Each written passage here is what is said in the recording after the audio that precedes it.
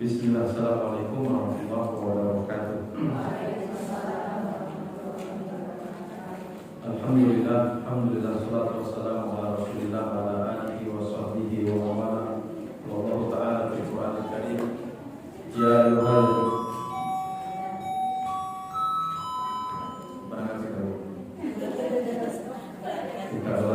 Ya ayyuhal ladzina amanu taqullaha haqqa tuqatih wa la tamutunna illa wa antum muslimun. Allahumma shalli wa sallim wa barik ala nabiyyina Muhammadin wa ala alihi wa sahbihi wa man tabi'ahum bi ihsan ila yaumil qiyamah. Baik, Rasulullah, alhamdulillah kita senantiasa memuji dan bersyukur kepada Allah Subhanahu wa taala atas nikmat yang Allah anugerahkan kepada kita. Di antaranya nikmat kita diberikan sebuah kecintaan kepada ilmu. Karena orang yang cinta kepada ilmu insya Allah berada dalam kebaikan. Karena Nabi sudah tegaskan, man yuridillahu bihi khairan yufaqihu fiddin.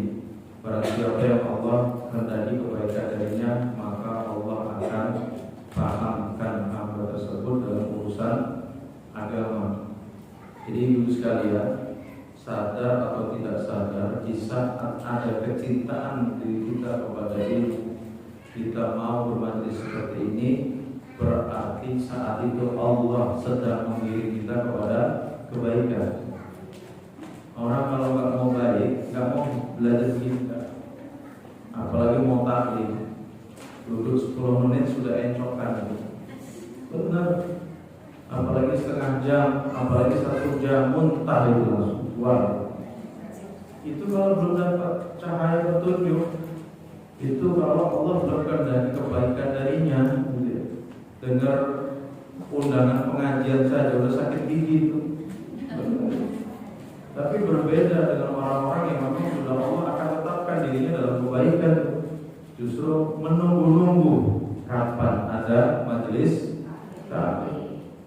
Karena mungkin Bu ya, secara hawa nafsu nggak cocok taklim begini kan. Enakan tidur, enakan main HP gitu kan. Tapi secara hati nurani, tenang gak? Nyaman gak kalau bermajelis taklim? Nyaman. Karena memang ini sesuatu yang baik. Sesuatu yang baik itu akan menenteramkan, ya, menyamankan gitu. Kalau boleh minta, meninggal itu pas Ramadan kemarin Bu, 10 hari terakhir bila perlu gitu kan. 1 hari 1 malam bisa 8 juz kita tilawahkan. Nah kalau mati mantap itu. Tapi kalau sekarang siap meninggal atau tidak? Nanti itu sudah jangan begitu kan? Kenapa? Ya kan banyak hari waktu kita banyak yang sia-sia. Kan begitu. Nah, maka ini salah satu pemanfaatan waktu yang insya Allah baik, insya Allah terpertahankan di semangat untuk ilminya. Karena untuk menjadi baik kita harus belajar dan kita ditakdirkan Allah ya, hari ini hidup di muka bumi ini, dan kita harus tahu bumi ini bukan tempat tinggal kita selamanya. Kita harus pulang menghadap Allah dan jangan sampai salah alamat. Biar gak salah alamat, gimana caranya? Pelajari alamatnya itu. Jalan menuju alamat itu harus dikaji gitu. Alamat kita ke surga ya. Kita manusia surga. Bapak ibu kita dari surga. Jangan sampai kita meninggal dunia gak balik ke surga. Itu namanya salah alamat. Nabi Adam dulu di surga apa di neraka? Di surga. Maka harus pulang ke surga. Baik, salam dan salawat surah pada kita Muhammad sallallahu alaihi wasallam, bersama keluarganya, para sahabatnya, dan orang senantiasa istiqomah di atas jalan sampai akhir. Baik, kita lanjutkan kajian kita pada kesempatan pagi hari ini. Kita masih membahas tentang adab-adab ya untuk menjalankan qiyamul lail, apa saja yang harus kita lakukan. Kemarin kita sudah membahas ritual ya, doa-doa dan apa saja yang kita baca sebelum kita tidur ya. Itu kemarin nomor berapa? Nomor 6 ya kalau nggak salah ya. Sekarang nomor 7, yaitu membaca doa, berwudu dan sholat di saat setelah bangun tidur. Setelah bangun tidur. Nabi bersabda, setan itu mengikat tengkuk leher seseorang. Di dalam tidurnya itu salasu uqalin, dengan 3 pukul. Jadi kita sadar tidak sadar, di saat kita tidur malam itu, setan itu mengikatkan pukulnya itu di tengkuk leher kita sebanyak 3 kali. Kemudian setiap ikatan dia akan berkata, alaika lailun tawilun farqu, bagimu malam yang panjang, tidur lelaplah kamu. Jadi ketika dia mengikat pukul di tengkuk leher kita ini sambil berkata, bagimu malam yang panjang, tidur lelaplah kamu. Kemudian fa in istaiqadha wa dzakarallah, ketika dia bangun tidur kemudian membaca doa. Doanya bagaimana? Alhamdulillahilladzi ahyana ba'da ma amatana wa ilaihi nusur. In halat uqdah, maka 1 buhul akan terlepas. Jadi Bapak Ibu sekalian, bangun tidur jangan lupa baca doa. Supaya apa? Buhulnya setan yang pertama ini terlepas. Fa in tawaddu'a in halat uqdah. Kemudian jika dilanjutkan dengan berwudu, maka buhul yang kedua akan terlepas. Jadi doa berwudu. Fa in shalla in halat uqdah.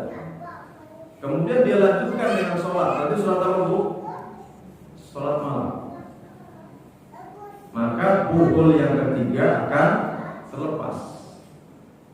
Jadi 3-tiganya itu terlepas. Kalau mau ditanya, siapa semalam yang bangun baca doa, wudu dan sholat malam? Angkat tangan. Enggak pada malu-malu ya, menjaga keikhlasan ya. Tes saja, Bu. Ya. Insya Allah saya yakin semuanya sudah biasa dengan qiyamul lail, kecuali mungkin dapat halangan. Jadi ibu itu tetap ibu itu setengah agamanya itu tidak lebih baik daripada suami. Kenapa, Bu? Karena kalau ibu haid kan nggak sholat, kan nggak puas, itulah kurang agamanya. Agamanya kurang dibandingkan laki-laki. Kalau laki-laki itu nggak ada libur, Bu. Liburnya kapan? Kalau otaknya miring ininya, alias sudah nggak waras, alias majnun, alias gendeng, gila. Kalau sudah gila baru laki-laki itu boleh istirahat nggak sholat. Kalau ibu mendingan haid nggak sholat, atau nggak haid sholat terus. Kalau pas haid itu seneng nggak sih, Bu? Ini jujur loh, jawabannya betul kejujuran ini. Sebagian ternyata ada yang seneng haid gitu, dengan itu nggak sholat gitu kan. Tapi nggak juga lama-lama, bisa kayaknya sebentar aja gitu. Jawab, Bu. Pas haid ada kan rasa seneng, Bu, ya kanan, Bu, ya. Tuh, nggak boleh kayaknya. Di sini kayaknya hati-hati harus bertanya. Saya pernah nanya ke santriwati, ada nggak di antara nanti ketika haid itu seneng gitu? Ada senengnya ya? Udah Ustaz pasti. Ya gimana? Ya, harusnya bangun pagi begini ini nggak sholat kan enak, Ustaz. Tapi karena anak itu jujur gitu. Kalau ibu-ibu kan kadang-kadang sudah penuh dengan drama, Ustaz. Baik, jadi kalau kita sudah melakukan hal yang seperti ini, 3 buhul itu sudah terlepas semuanya. Fa asbahana syaitan thayyibun nafas. Maka di pagi hari orang yang sudah melakukan hal seperti ini apa? Nasyid rajin, energi giat di pagi hari. Dan apa? Thayyibun nafas, hatinya baik. Pagi-pagi sudah nyapa suami, Mas mau dibuatin kopi apa? Itu karena 3 buhul itu sudah terlepas. Ini suami pulang dari masjid, boro-boro dikasih senyuman, ditawari kopi apa teh, boro-boro, Mas, daftar lunas ya. Suami langsung berubah. Orang dia pulang dari masjid itu pengennya dapat apa? Dapat apa, Bu? Dapat senyuman, tapi ini malah dapat daftar ulang, Bapak ya. Kenapa? Kenapa bisa seperti itu? Pagi-pagi sang istri sudah murung, emosi, lihat suaminya enak misalnya kan. Kenapa ya? Karena ini nggak dilakukan. Hatinya jadinya gelisah, nggak tenang. Kayaknya seperti itu. Maka kata Nabi, wa illa asbara. Jadi kalau melakukan itu maka pagi hari nasyid, ya, hatinya baik. Kalau tidak, asbara khabisun nafs kaslan. Kalau itu tidak dilakukan maka di pagi hari dia akan cenderung apa? Malas. Yang kedua, hatinya tidak baik. Kalau ada suami pagi-pagi sudah emosi, sudah marah, itu bisa dipastikan gak bangun malam itu pasti. Maka ibu-ibu kalau punya suami bangunkan malam, biar mereka sholat malam. Karena itulah yang akan menghilangkan emosi dalam diri seseorang itu dalam malam. Maka kita bisa dapati orang yang qiyamul lail malam harinya, dia akan kita dapati di siang harinya dia berzina. Gitu ya, dia bermaksiat kepada Allah Subhanahu wa taala. Kalau dia sholat malam, tapi kalau nggak sholat malam, ya bisa dipastikan akan mudah tergoda, gitu ya. Seperti itu. Makanya ibu-ibu kan sudah punya anak nih, sampai punya anak gadis. Nah, jangan sembarangan nyarikan suaminya. Kalau misalnya datang ditanya, nak kamu sholat enggak? Sholat, sholat di mana? Di rumah. Ya sudah, nggak usah sama anak saya. Kamu baru muslim, belum mukmin kamu. Nah setelah itu datang yang kedua, ditanya, nak kamu sholat di waktu? Sholat bu. Sholatnya di mana? Di masjid. Oke. Kamu qiyamul lail apa tidak? Oh enggak loh bu. Ya sudah. Gak usah dulu ya sama anak saya, karena kamu baru sebatas mukmin tapi belum sholeh. Nah data yang ketiga, ditanya lagi, nah kamu sholat bu, di masjid apa di rumah? Di rumah. Kamu qiyamul lail gak pernah telat. Nah ini baru mantap nih, mantu idaman nih, MI mantu idaman. Dia bukan lagi muslim, bukan lagi mukmin, tapi dia sudah menjadi orang yang soleh. Karena qiyamul lail, apa kata Nabi? Alaika bi qiyamil lail fa innahu da'us-shalihin qablakum. Hendaklah kalian sholat malam, karena sholat malam itu adalah kebiasaan orang-orang soleh sebelum kalian. Jadi ciri orang soleh itu ya qiyamul lail. Ya. Dari zaman ke zaman orang soleh itu ya dikenal dari qiyamul lailnya itu. Jadi kalau ibu-ibu susah qiyamul lail itu tanda tanya ada apa? Pastinya orang yang susah bangun malam itu karena dosa dan maksiat, itu sudah bisa dipastikan. Imam Ibnu Qayyim al-Jauziyah beliau mengatakan, inna nadhara ila muharramati yudhiful uyun. Sesungguhnya melihat sesuatu yang diharamkan Allah itu akan melemahkan pandangan mata kita. Maka bisa dicek tuh, kok taklim ngantuk gitu. Ini bermasalah ya. Berarti banyak melihat sesuatu yang diharamkan Allah. Atau ketika tidur itu sudah pasang alarm tuh, alarmnya buat lagi ya, HP-nya setel semua. Nah ketika alarm itu berbunyi, yang dipilih yang mana? Tunda atau matikan? Matikan, biar gak ganggu gitu kan. Tidur lagi kan? Nah, kalau tunda itu masih, aduh aku masih ngantuk lah, tunda dulu. Hidup lagi nanti ya. Tapi kalau dimatikan ini ada kemungkinan, kamu nih ganggu aja kan gitu. Pertanyaannya, setiap mau tidur kita sudah niat untuk qiyamul lail. Kenapa di saat kita akan bangun mata ini lengket, badan jadi berat dan sebagainya? Dan itu sudah dikaji oleh para ulama. Penyebabnya adalah anggota badan kita gunakan untuk bermaksiat. Di saat kemaksiatan itu kita lakukan, itu menjadikan badan kita berat untuk diajak menjalankan ketaatan kepada Allah Subhanahu wa taala. Maka jika kita lebih tertarik kepada yang dosa, maka Allah akan hilangkan ya keinginan kita. Allah akan hilangkan dari diri kita lezatnya beribadah kepada Allah Subhanahu wa ta'ala. Kalau ibu-ibu lebih suka yang haram, lebih senang dengan yang haram itu, maka ibu akan hilangkan kelezatan dari sesuatu yang sudah dihalalkan oleh ibu sekalian. Paham maksudnya Bu? Kalau ibu sering lihat suami orang, lebih ganteng ya, lebih berwibawa, lebih, pasti nikmat yang halal itu akan berkurang. Lihat suami butek lagi, kanker pun akan memberinya sudah. Ya, itulah penyakit masalahnya ya, muncul. Jadi kalau kita lebih senang dengan yang haram, maka Allah akan cabut kenikmatan kita pada sesuatu yang Allah halalkan kepada kita. Ya, kalau dulu ada seorang syekh ditanya sama murid, ya syekh, saya itu dulu ketika akan melamar istriku, saya lihat istriku itu adalah wanita paling cantik sedunia. Baru mau lamar, tapi setelah melamarnya, kok yang cantik sama dia banyak gitu ya. Setelah saya menikahinya 2 tahun, ternyata istriku adalah wanita terjelek di kampungku gitu.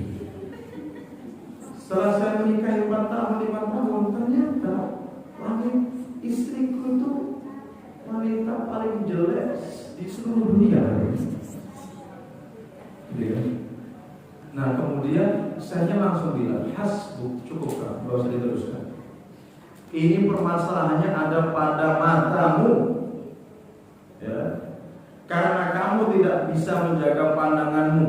Kalau kamu terus seperti itu, kamu akan berkata, anjing yang tidur di jalan lebih cantik daripada istrimu nanti.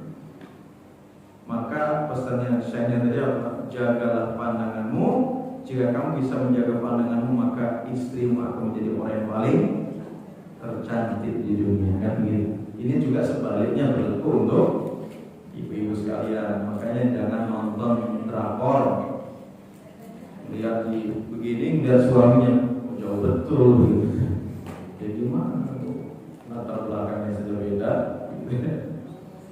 Baik, itu yang nomor 7. Yang nomor 8, ayastamila siwak ya, yaitu memakai siwak.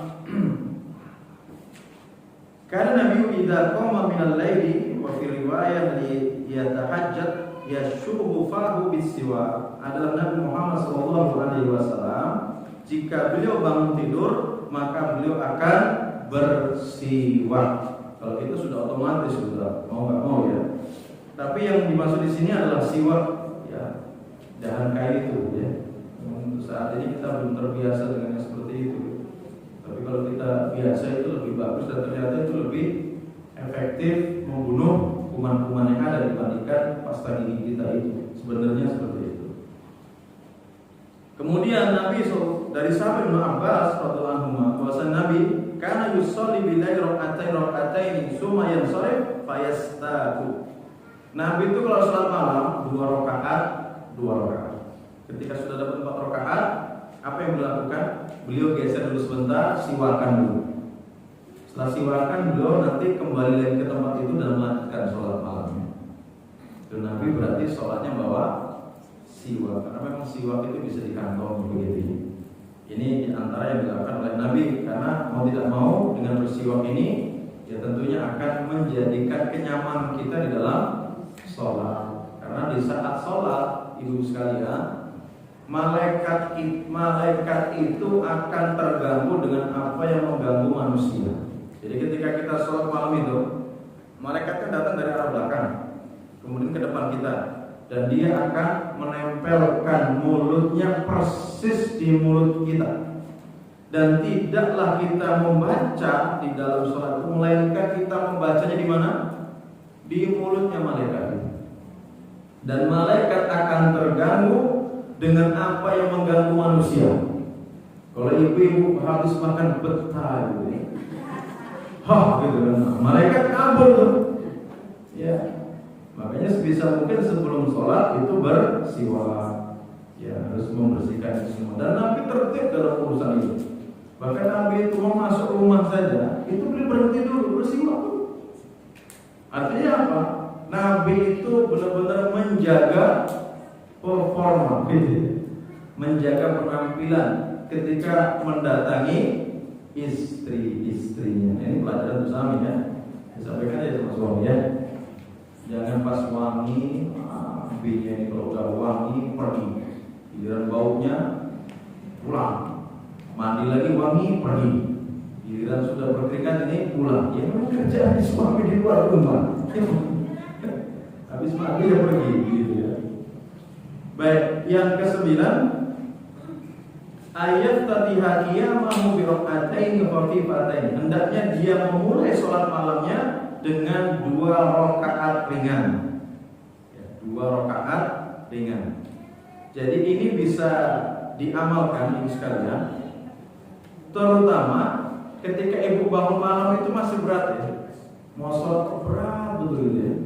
Silakan memulai sholat malamnya dengan 2 rakaat yang ringan ini. Maka Nabi itu sholat malamnya kadang 11 rakaat, kadang 13 rakaat. Kalau beliau memulai dengan 2 rakaat yang ringan ini, maka jumlah rakaat beliau menjadi 13. Tapi kalau beliau memulai tidak dengan 2 rakaat ringan ini, maka jumlah beliau hanya 11 rakaat. Tapi ibu-ibu sekalian, nggak usah bertanya bagaimana lamanya sholat Nabi itu ya. Dalam 1 rakaat beliau membaca surat Al-Baqarah, Al-Imran dan An-Nisa baru rukuk. Makanya ini yang perlu digembleng itu hati kita. Sholat itu, permasalahan sholat itu bukan permasalahan fisik dan umur. Kalau permasalahan fisik harusnya atlet-atlet itu sholatnya di shot terdepannya. Dan harusnya atlet itu sholatnya paling lama karena fisiknya kuat. Gitu. Kalau masalah umur harusnya yang muda-muda itu lebih suka dong dengan imam yang bacaannya panjang. Tapi kita lihat tuh, kalau imam sudah baca alif lam mim, waduh Al-Baqarah ini mampus sebenarnya. Salah milih masjid ini kan. Akhirnya dia ngasih tuh kode-kode peringatan. Nah, itu imam harus paham kalau udah jam itu berarti, aduh ini makmumnya ini sudah gak bertahan begitu. Permasalahannya kenapa kita tidak bisa berlama-lama dengan Al-Quran? Jawabannya tadi, karena kita lebih suka dengan yang halal. Dengan yang halal kita tidak bisa mendapatkan kenikmatan. Semakin kita suka dengan yang haram, semakin hilang kenikmatan kita dalam beribadah kepada Allah Subhanahu wa Ta'ala. Itu saja. Kayak misalnya ibu sedang menghafal Al-Quran, ibu juga suka nyanyian, musik, nggak akan ketemu itu. Yang jelas pas ngapal Quran hafal, tapi setelah itu lupa pasti. Karena Quran nggak bisa diduakan itu, nggak bisa diduakan. Makanya di pesantren itu kenapa anak-anak itu bisa hafal Quran? Karena nggak ada HP. Ibu saya yakin kalau nggak ada HP bisa hafal Quran. Ya nggak Bu? Kalau nggak ada HP, ibu mau ngapain? Mau nyapu terus sepanjang hari kan nggak? Mau nyuci baju terus, habis dong bajunya. Mau nyetrika terus, enggak? Pasti kembalinya kepada Al-Quran. Tapi karena ada HP, Quran aja dulu. Dengan HP ada tuh komunikasi. Jeng, bahasanya jeng ya. Yuk shopping siap. Langsung bawahnya gas kan gitu kan. Dulu ada shopping. Yuk metis di sebelah siap. Padahal lagi baca Quran karena ada yuk metis di sebelah siap gitu kan.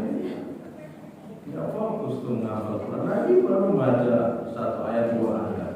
Gitu kan. Nah, HP ini jadi musibah bagi kita semuanya. Terasa gak jadi musibah HP itu? Terasa, benar. Dan hari ini gara-gara HP banyak yang berselingkuh. Ya kan? Iya. Orang bertebak, orang ustaz tadi dikirimin. Anda sedang sendirian? Kalau orang benar lagi sendirian dan gak beriman gimana coba? Bahaya. Baik, itu memulai dengan rakaat yang ringan. Kemudian selanjutnya an yutil qiyam mastata'a min ghairi an yashqa 'ala nafsihi.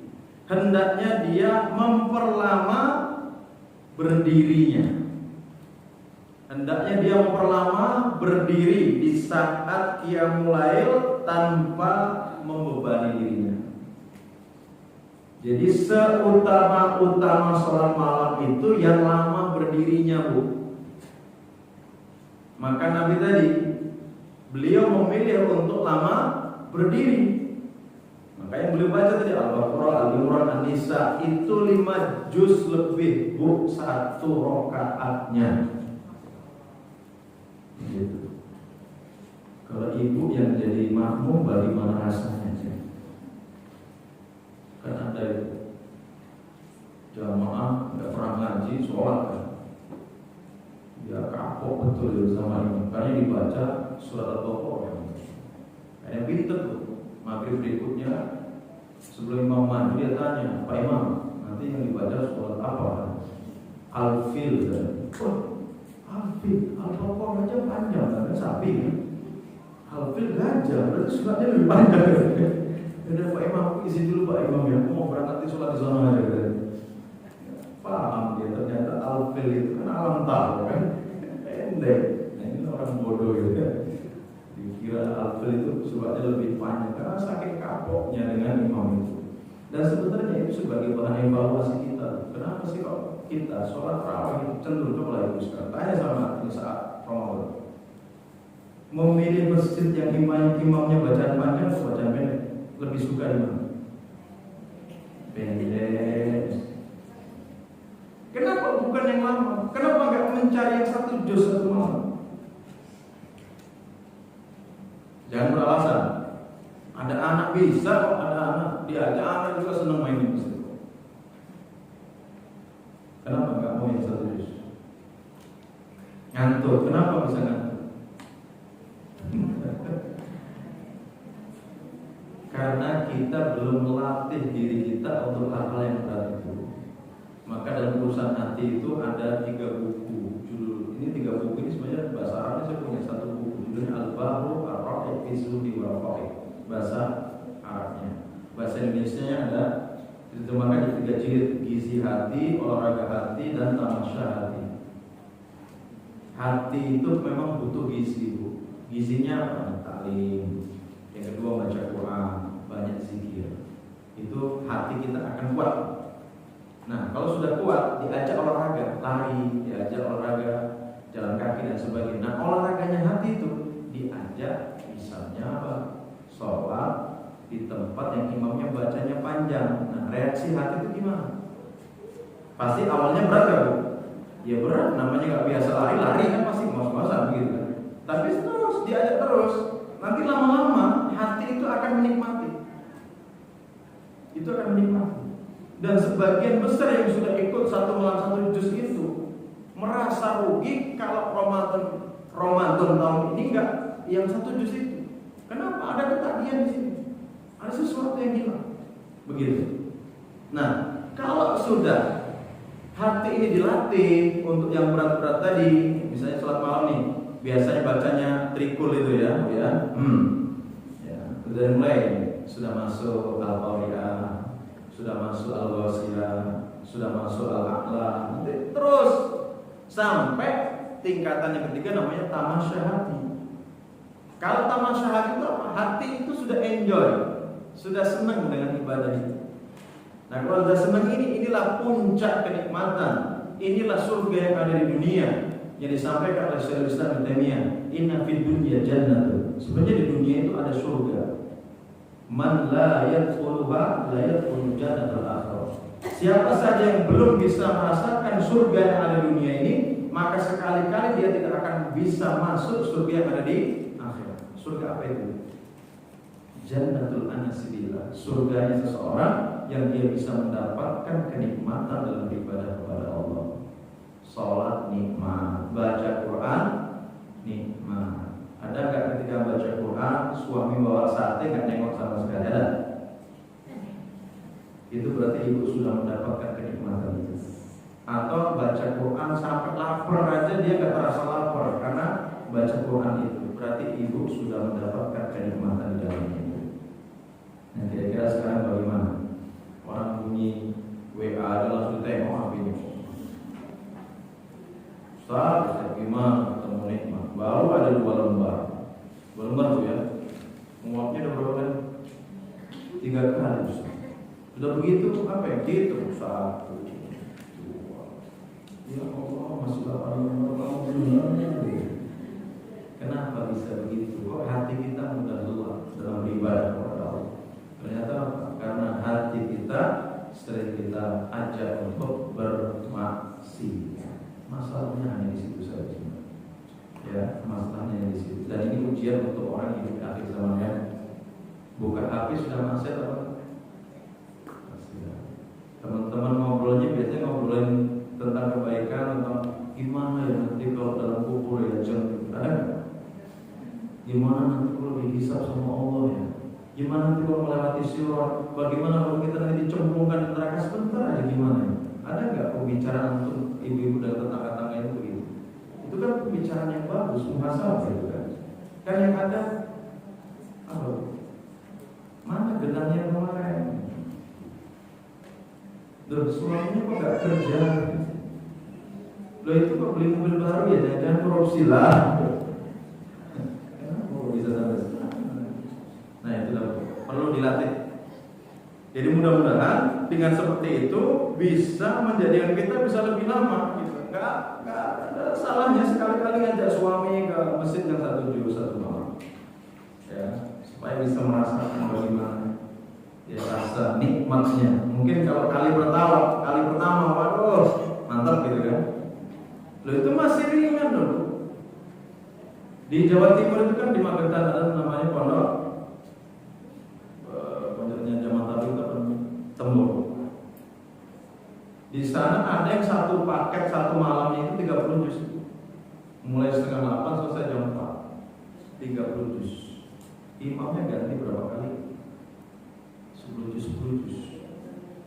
Gimana? Semalaman gak tidur. Setelah itu pensiun gak qiyamul lail selama sebulan gitu. Nah, Nabi tidak menginginkan yang begitu juga enggak. Tapi Nabi itu lebih suka apa? Ahabul amali minallahi adwamuha wa in qalla. Amal yang paling dicintai Allah itu yang continue meskipun itu sedikit. Enggak apa-apa, Bu. Saya tadi berbicara memang idealnya seperti itu. Tapi di saat kita dihadapkan dengan sebuah kondisi, boleh nggak setiap malam hanya 2 rakaat ditutup dengan 1 witir? Boleh nggak? Boleh, silakan. Tapi continue setiap malam. Jangan sampai nanti 11 rakaat, ibu-ibu sholatnya sampai 1 jam, tapi liburnya 2 pekan. Setelah itu libur. Mendingan yang 2 rakaat ditutup 1 witir sudah cukup itu. Memang tidak ada perintah harus 11 rakaat, tapi yang mampu harus 11 rakaat. Terutama siapa, Bu? Yang usianya sudah mau menyentuh angka 60, silahkan kencang-kencangan. Kenapa Ustaz bilang begini? Karena dia sudah ingatkan umur umat itu berkisar antara 60 sampai 70 tahun saja, dan sangat sedikit umur umatku yang lebih daripada itu. Artinya kalau sudah masuk 60, Bu, antrian kematiannya sudah di depan-depan. Meskipun ini menurut ketetapan Nabi ya. Kalau menurut takdirnya gimana? Oh, bayi aja sudah ada di depan kok antriannya kan begitu. Tapi intinya kita bersiap gitu. Kemudian juga Nabi dari Bunda Aisyah bahwasanya Nabi SAW kalau qiyamul lail hatta tatafattar qadamahu, sampai beliau kedua kaki beliau itu bengkak-bengkak. Jadi memang maksimal ya tadi sholat malam. Kalau kita yang bengkak itu bukan telapak kaki, Bu. Kalau tarawih yang bengkak-bengkak jamaah kaum muslim itu yang bengkak itu lututnya. Allahu Akbar, Allahu Akbar, Allah guru, gitu kan? Baru amin kan gitu kan? Coba bangun kamu, coba guru lagi kan? Jempolnya yang bengkak itu, bukan telapak kakinya. Padahal secara ilmu fikihnya, secara tuntunan dari Nabi, sholat malam itu yang utama adalah yang berdirinya lama. Yang berdirinya bukan rukuknya, bukan sujud, tapi yang berdirinya lama. Baik, selanjutnya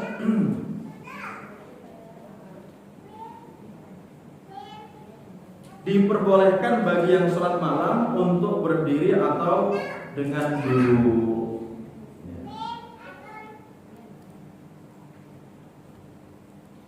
Jadi ini merupakan salah satu hal yang dilakukan oleh Rasulullah SAW. Kadang beliau sholat itu, kadang sholat malamnya itu duduk. Ya, jadi dari awal sampai akhir beliau duduk terus, ada riwayatnya. Jadi ibu-ibu kalau capek berdiri nggak apa-apa sholat malam itu dengan duduk. Karena sholat sunnah itu boleh sholat dengan duduk dan tidak harus berdiri. Tapi kalau sholat wajib mutlak harus berdiri. Kalau nggak berdiri tidak sah. Kan begitu. Nah kemudian juga pernah beliau, jadi sholatnya anau kana yaqra qa'idan, membaca suratnya itu beliau duduk. Tapi ketika tinggal beberapa ayat beliau berdiri. Setelah itu beliau rukuk normal, sujud normal, gitu kan. Nah kemudian duduk lagi, baca surat lagi banyak kan. Nah ketika akan selesai beberapa ayat beliau berdiri, kemudian beliau rukuk, beliau sujud. Nah yang seperti ini juga diperbolehkan. Ketetapannya begini saja, ketetapannya begini. Kalau sholatnya kita dengan duduk, itu pahalanya separuh dari pahala kita sholat dengan berdiri. Dan sholatnya seseorang dengan berbaring bersama rebahan itu sholat boleh nggak? Boleh. Sholat malam sambil berbaring boleh. Tapi pahalanya separuh dari pahalanya sholat seseorang yang dengan duduk. Nah Nabi itu seringnya begini juga. Beliau sholatnya dengan berdiri. Kalau sudah tidak kuat berdiri, beliau bersandar. Nggak mampu bersandar lagi, beliau akan teruskan dengan duduk. Duduk nggak mampu, beliau lanjutkan dengan berbaring. Ada yang sudah pernah begitu?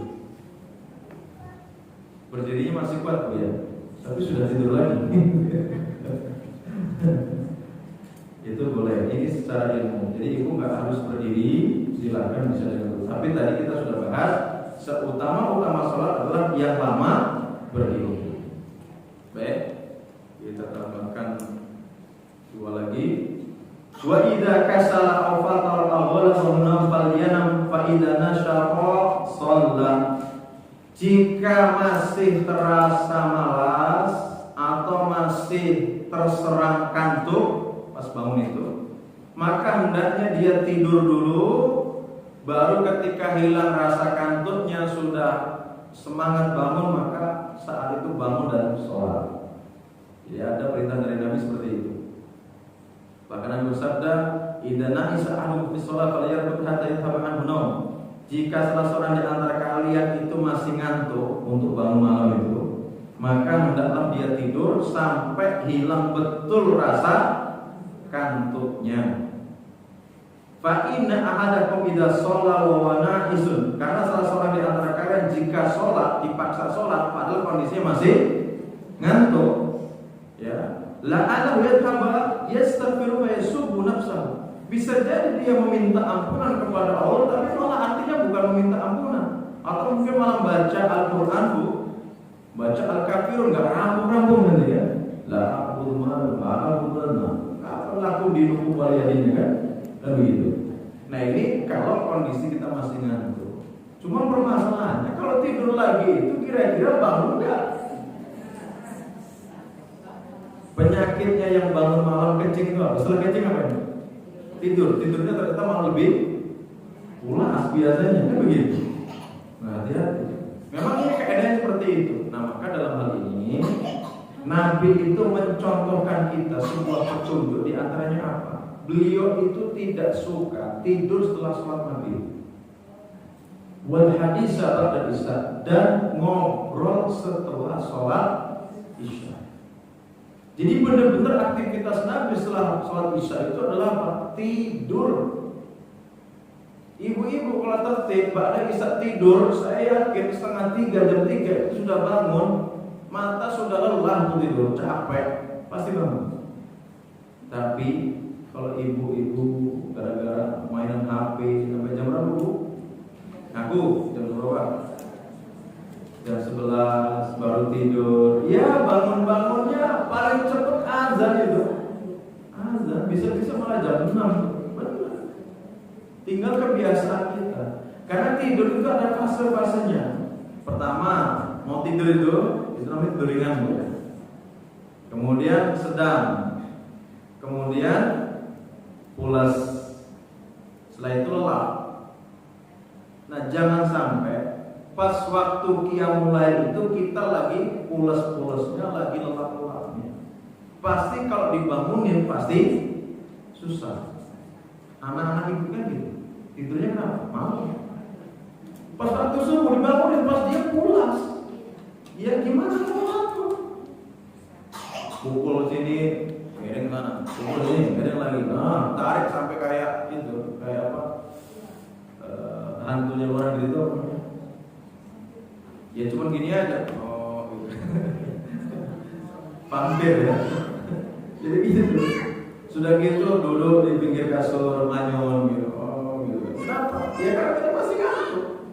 Karena pola tidur dia tidak mencontoh Nabi. Coba kalau kita itu benar-benar tidur kita mencontoh Nabi, kita tuh sehat semua. Yakin sehat. Apalagi dari jam 11 sampai jam 2 itu kan masa-masa untuk regenerasi sel kan, pertumbuhan sel. Itu pada jam-jam itu. Kenapa anak-anak kampus, anak-anak kita itu pada sakit-sakitan? Karena jam itu kadang mereka belum tidur. Akhirnya imunnya turun. Ketika kena ini sedikit flu, sakit, demam, macam-macam. Termasuk ibu yang sering berinteraksi dengan HP, tidurnya kurang, istirahatnya kurang, dan pasti ada virus sedikit langsung batuk langsung. Karena imunnya turun seperti itu. Nah, ini yang perlu diperhatikan oleh kita semuanya. Yang terakhir, tartilul qiraah wa tahsinu sauti biha. Jadi tartil dalam membaca Al-Qur'an dan memperbagus suara. Maka dalam qiyamul lail ibu tuh jangan mingkem and diem. Ibu kalau sholat malam di rumah, keluarkan suaranya dengan syarat tidak mengganggu orang lain yang sedang tidur. Kan suaminya kan di sini. Sudah ibu suarakan saja. Karena memang ada anjuran kalau untuk sholat malam di malam hari itu untuk menjaharkan, Ya hitung-hitung inilah menampilkan hafalan suratnya di depan suami kan. Kalau suami dengerin istriku sudah hafal Al-Qalam, yang mantap. Istriku sudah hafal surat Al-Kahfi misalnya kan gitu. Ibu mau dirahmati Allah atau tidak? Mau ya. Kalau malam bangun sholat ya. Satu suaminya masih tidur, bangunin tuh suami. Kalau dia enggan, ambil air, bercuci dengan air. Itu Allah akan merahmati seorang istri yang seperti itu. Berani nggak? Tapi kadang-kadang ibu itu lebih berani daripada suami loh. Tapi kenapa dalam urusan itu ibu nggak berani sama suami? Banyak loh suami-suami itu hidup dalam tekanan istri, bahkan dalam puasanya istri. Mau taklim aja izin, ngajak shopping dulu. Bapak sekalian, besok kita camp di Teluk Kilauan 2 malam 3 hari. Muncul di mukanya suami-suami. Setelah itu siap-siap Ustaz. Tapi apa yang dia persiapkan? Rengek-rengek dulu sama istrinya. Dia harus ajak dulu belanja uang, baru setelah itu diizinkan. Kalau nggak diizinkan, ya udah nggak berangkat dia. Berarti kan ada suami takut sama istri. Gitu ya. Kalau uang istri, uang suami, uang istri benar nggak? Ibu termasuk yang uang suami, uang istri bukan? Apa yang dipunyai suami, dipunyai istri. Boleh nggak uang suami itu semuanya dititipkan ke istri? Boleh nggak? Kalau ibu pas sepakat banget gitu. Bapak-bapaknya menderita itu. Secara hukum Islam tidak boleh uang itu dikasihkan ke istri semua. Memang begitu. Istri itu hanya dikasih hanya untuk kebutuhan dirinya, anaknya dan rumah tangganya saja, tidak boleh lebih. Sisanya bukan suami. Kenapa? Karena si suami, kenapa sakit ini? Karena si suami itu ada kewajiban untuk berbakti kepada orang tuanya. Kalau sudah di tangan istri, bagaimana ceritanya? Saya minta duit sih, untuk apa? Ngasih ibu lagi sakit, nggak usah banyak-banyak, kan begitu. Padahal bakti anak laki ke ibu itu nggak bisa lepas, bener nggak bisa lepas. Maka dari situ jangan diminta semua dong. Ustaz, suami itu nggak amanah, kalau dibukain duit habis ya bu. Seringnya begitu ya. Kalau sama ibu aman duit ya, sama aja gitu. Sama-sama punya uang 1 miliar. Kalau laki-laki hanya punya 2 sepatu, 3 sepatu maksimal. Kalau ibu-ibu punya 1 miliar, 1 lemari itu sepatu sana. Baik, mungkin demikian sampai di situ dulu. Silakan masih ada waktu untuk tanya jawab, kami persilakan.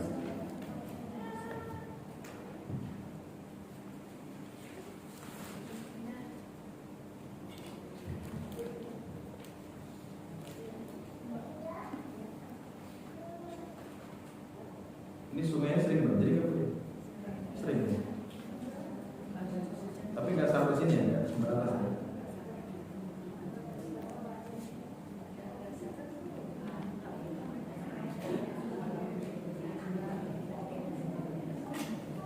Baik, boleh tidak qiyamul lail jam 4 subuh sekalian sholat subuh? Boleh, karena waktu qiyamul lail itu sampai adzan subuh. Jadi ibu-ibu kalau yang super malas tadi udah bangun aja 10 menit sebelum adzan subuh, segera sholat 2 rakaat, tutup 1 rakaat witir. Udah dicatat qiyamul lail, udah. Nah, ada lagi yang super malas lagi, ada Ustaz. Terus gimana? Udah gini aja. Setiap malam yang penting ibu niat qiyamul lail. Gak taunya bangun pas adzan subuh itu sudah Allah catat ibu qiyamul lail. Dan tidurnya itu adalah sedekah dari Allah Subhanahu wa taala. Ya tapi jangan niat baik nanti kan. Niat terus. Oke.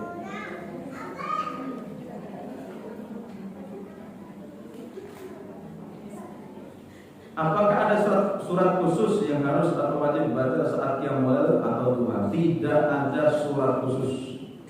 Silakan. Dan bila perlu, ibu itu membaca surat-surat yang ibu sudah hafal dan paham artinya. Supaya apa? Di dalam sholatnya bisa khusyuk dan bisa mentadaburinya. Itu bu ya. Baik. Kemudian termasuk surat duha itu tidak ada surat khusus. Bolehkah baca surat sambil pegang juz amma karena tidak hafal? Boleh bu. Sholat sunnah ini boleh bagi ibu sekalian kalau tidak hafal dan ingin dalam 1 rakaat 1 juz misalnya, ibu bisa megang mushaf langsung gitu. Kalau ibu matanya masih bagus, penglihatannya masih bagus, kalau bisa pakai yang kecil aja, taruh saku. Kalau kita pakai Quran yang saku itu. Jadi pas berdiri buka ini baca sambil kita sholat. Itu justru ini trik kita bisa menghafalkan Quran 30 juz dalam qiyamul lail. Bagi kita yang memang tidak hafal Quran. Tapi ini nggak berlaku untuk sholat wajib. Sholat wajib haram hukumnya, nggak boleh megang mushaf. Tapi kalau untuk sholat sunnah, terutama sholat malam, silakan. Karena Ibunda Aisyah kan juga sama menghafal, membacanya langsung dari mushaf. Ibunda Aisyah itu sholatnya dengan membaca mushaf langsung. Silakan. Itu ya, ini terutama yang ingin sholat malamnya lama dan ingin tadi mengamalkan berdirinya kalau bisa lebih lama. Kalau ngandalin hafalan, Ustaz aku sebentar, karena yang saya hafal Al-Kautsar sama 3 surat Qul itu sudah pintar banget kalau itu. Gitu.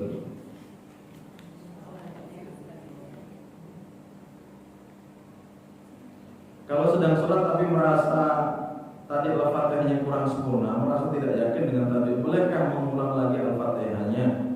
Tidak sebenarnya karena tadi lagi kurang fokus atau lalai. Silakan selama masih berdiri, belum ke rukuknya maksudnya. Silakan diulang, tidak masalah mengulang baca Al-Fatihah selama itu belum rukuk gitu. Karena memang Al-Fatihah itu membaca Al-Fatihah itu rukun di dalam sholat. Bahkan aku menjelaskan la sholata liman lam yaqra bi Fatihatil Kitab. Tidak ada sholat bagi orang yang tidak baca Al-Fatihah. Kalau ibu-ibu dalam sholat berjamaah misalnya, imamnya baca surat dengan jahar, sholat maghrib bisa, ibu di belakang baca Al-Fatihah. Jadi makmum. tetap membaca. Pertanyaannya kapan membacanya? Ketika ada sakta, ketika ada jeda. Jedanya itu apa? Setelah amin itu kita baca Al-Fatihah makmum. Jangan membarengi pas imam baca, itu nggak boleh, itu haram. Jadi perintahnya ketika imam baca Al-Fatihah, kita diam dan kita dengar. Ustaz, aku ikut umat kami mengikuti imam, nggak boleh. Nggak boleh ketika imam baca Al-Fatihah. Ya, karena pernah dulu ketika Nabi baca Al-Fatihah, ada sahabat itu ngikutin di belakangnya dan itu suaranya mengganggu Nabi. Nah, maka perintah untuk baca Al-Fatihah itu tetap, tapi bacanya kapan? Setelah amin, baca Al-Fatihah. Ustaz, kan imam sudah baca surat, apa ikut selesaikan Al-Fatihahnya?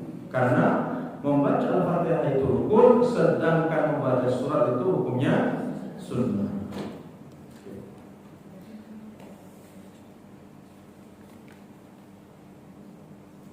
Bagaimana jika orang sudah hanya beribadah sholat malam duha dan tetapi dia juga tetap bermaksiat, menghalalkan segala cara untuk mencari rezeki, menyakiti hati anak-anak dan istrinya? Apanya yang salah Ustaz? Bagaimana kita menegurnya untuk diperbaiki sedangkan orang tersebut tidak merasa perilakunya salah? Ya. Yang dipersoalkan itu begini, ibadahnya itu kualitasnya sejauh mana? Karena harusnya kalau orang itu sholatnya sudah baik, itu akan berdampak pada akhlaknya, adabnya. Contoh begini, orang yang sudah biasa ngaji begini, ibu-ibu yang sudah biasa ngaji begini, itu saya lihat perubahannya banyak, dari akhlaknya, kata-katanya, sopan santun itu berubah. Kayak sebagaimana anak-anak yang belum mondok, setelah itu mondok itu beda banget. Setelah mondok itu, Assalamualaikum Ustaz. Sebelumnya, wah begini kan, melihat Ustaz dari orang lain kan. Berubah dengan apa? Dengan dia taklim, dengan dia belajar, itu akan ada perubahan. Itu pasti akan berefek ke sana sebenarnya. Nah, tapi kalau ada orang yang sudah jadi pada supaya nggak berubah sifat dan akhlaknya, itu bisa jadi sudah menjadi karakter dia dari dulu sifatnya. Nah, itu perlu ada orang yang benar-benar bisa menasihati. Mudah-mudahan ya, seperti ini nggak keras hatinya, ya, nggak menutup gitu ya, nggak menutup diri. Kalau dia tidak menutup diri bisa dikasih masukan. Tapi orang Indonesia ini nggak bisa dikasih masukan. Jangan ada orang nggak terima untung. Udah nggak usah jauh-jauh deh. Ibu-ibu ini coba salah satunya ditegur sama ketua pengajian. Suka ngaji lagi. Gitu nggak di sini Bu? Ya kan Bu, nggak di sini nggak. Jamaah sholat tuh ya, jamaah sholat. Ada yang dia berangkat sholat nggak benar nih, ditegur. Antum kok sholatnya begitu ya? Kayaknya baiknya nggak begitu loh. Itu aja nggak terima loh, kadang-kadang nggak mau sholat di masjid itu lagi. Lebih parah lagi yang jadi imam, bacaannya salah, diislah sama makmum. Habis sholat salam marah-marah. Siapa yang lebih hafal dari saya? Maju aja jadi imam. Nggak usah bener-benerin bacaan saya dalam sholat. Padahal dalam sholat kan biasa. Kalau imam itu salah atau dia lupa, makmum kan wajib untuk membenarkan. Jadi maka kita tuh kadang-kadang siap menasihati, nggak siap dinasihati. Ya, betul nggak betul? Nah termasuk ibu yang hatinya tipis, empedunya kecil, jangan sering baca status orang. Kenapa Bu? Orang status itu normatif loh Bu. Orang suka-suka aja dia nyopot mana nasihat, pasang penulis. Ya namanya dia ingin memberi nasihat kepada orang banyak yang membaca status dia. Mungkin malah keluarganya kan begitu kan. Nah ibu ikut-ikutan baca. Ibu memang lagi ada masalah sama ibu itu kan, bener kan? Jangan nih, bener kan? Iya kan? Nah, akhirnya, iya ya, ternyata orang itu gak suka sama kamu, itu nyinggung kamu itu pasti. Nah, jadilah setan yang kemana-mana kan? Gitu. Makanya yang gak siap mental baca status orang, apalagi status rivalnya nggak usah dibaca, dan supaya hati kita terjaga gitu. Ini enggak doyan baca status orang gitu. Jadi yang didoakan aja, mudah-mudahan ada perubahan nanti secara sikap dan sebagainya ya. Karena dia sudah ibadah, harusnya sudah lebih lembut. Orang yang rajin ibadah itu biasanya lembut sudah. Kalau laki-laki itu semuanya punya tipikal emosi semua, laki-laki. Tapi beda kalau suami dan taklim, 5 waktunya bagus, coba berubah. Pasti ngomongnya pasti berubah dan nggak mudah emosi. Coba lihat suami ibu dulu ketika mudanya sama sekarang sudah sering ngaji, berubah nggak? Beda nggak? Oh beda banget, beda banget. Aku saya ini merasa sendiri dulu. Kalau lagi baru masuk saya santri ya emosi. Sekarang itu melihat santri dan ustaz-ustazah ada di bawah kita semua. Kadang-kadang aja malah kita yang bisa tidak emosi dibandingkan ustazahnya. Karena apa ya tadi ada fase-fasenya lah seseorang. Kemudian apakah keputihan dapat membatalkan wudu dalam sholat? Bagaimana jika sedang sholat tiba-tiba keluar dan sebaiknya dibatalkan atau tidak? Dia membatalkan wudu, ya syaratnya memang dia keluar gitu ya. Dan dia sama sebagaimana cairan yang lainnya. Karena di dalam pembahasan hal-hal yang membatalkan wudu itu kan adalah al-kharij minas sabilain. Al-kharij minas sabilain, sesuatu yang keluar dari dua lubang, yaitu kubul dan dubur. Kubul dan dubur. Dari kubul itu ada air kencing sendiri, ada mazi itu membatalkan wudu, ada mani juga sama membatalkan wudu. Kalau ini wajib mandi. Ada wadi, ada mazi, ada wadi. Kalau wadi itu setelah kencing biasanya orang kecapean keluar cairan, itu namanya wadi gitu. Nah termasuk yang membatalkan itu ya segala sesuatu yang keluar. Nah kalau dari dubur itu jelas ya, tentu jelas dia buang air jelas gitu kan. Nah ada lagi satu namanya aduda. Itu dianggap oleh Imam Ibnu Qudam, aduda itu cacing kecil. Apa namanya? Kerami ya. Nah itu dibahas kalau kepalanya normal baik masuk lagi nggak batal gitu. Tapi kalau dia sampai loncat keluar, batal. Patokannya seperti ini saja. Kalau dia sampai keluar, itu membatalkan. Gitu aja. Apakah boleh baca surat yang itu saja ketika sholat sampai semua rakaat selesai? Boleh. Siapa yang melarang? Yang enggak boleh itu yang enggak sholat malam, Bu. Silakan. Ya tapi masa sih Bu nggak ada variasi sih Bu? Masa ya Al-Kausar Al-Rusina atau ini? Mbok ya Al-Kafi, mbok ya Al-Muluk, mbok ya Al-Ma'arij, gitu kan? Enak Bu. Apalagi kan setiap ayat kan kita bisa mentadaburinya kan. Semakin indah kita sholat itu, enak mentadaburi. Makanya Ibu kalau bisa targetkan dalam setiap harinya itu 1 ayat 2 ayat yang Ibu hafal. Ibu tadaburi artinya itu. Nanti pas dipakai sholat malam, Ibu tahu ayat ini berbicara tentang ini. Wah itu nikmat lagi Ibu. Nikmat betul. Terutama bagi ibu yang bisa paham bahasa Arab, gitu ya. Usahakan betul yang Ibu baca itu tahu artinya gitu. Dari Ibu takbiratul ihram sampai Ibu salam itu gimana tahu artinya? Jangan-jangan Ibu baca Allahumma ba'id baini wa baina khataaya kama ba'adta. Apa artinya?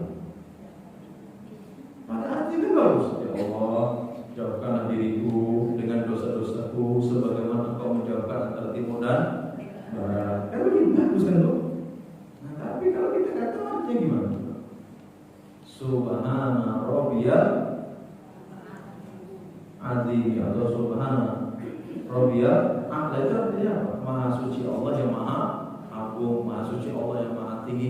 Posisi kita sedang sujud, kita membaca tadi maha suci Allah yang maha tinggi, berarti kita benar-benar sedang merendahkan diri kita di hadapan Allah Subhanahu wa taala. Hanya muncul rasa ketundukan kita gitu ya.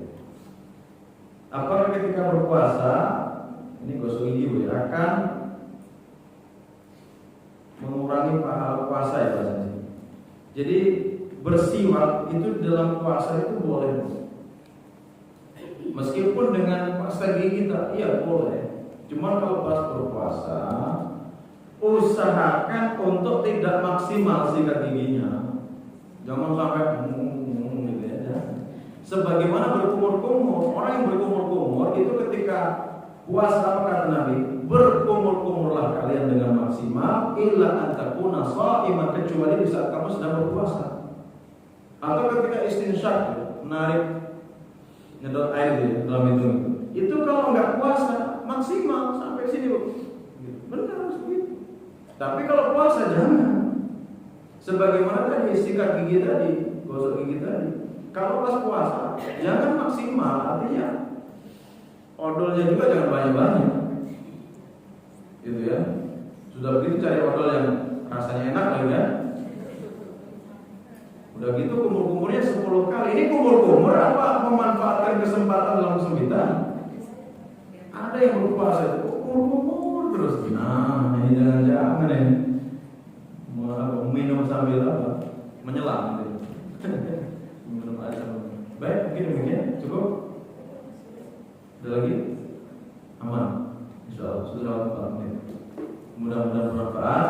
Sekalian, mari kita duduk pada kita pada kesempatan siang hari ini.